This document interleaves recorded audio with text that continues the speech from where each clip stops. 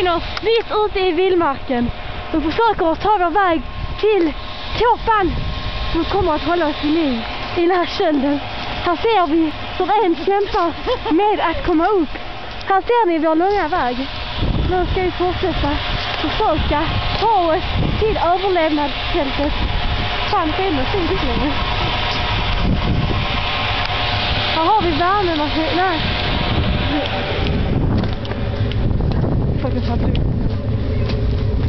Alltså Anton, helt alltså har fan folk tänkt om oss.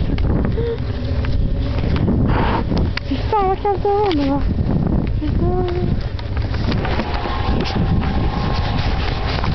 Snart är vi framme. Överlevnadskåpan. Helt lugnt framme.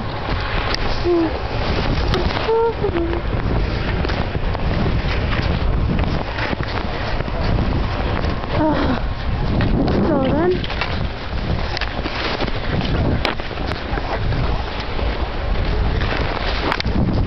Här är det bara att vi parkerar.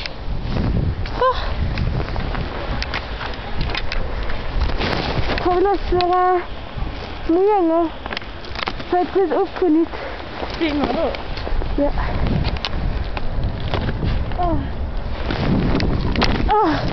Gå in i kåpan. Där vi har föräldrar. Det var förstås. Här har vi ingången.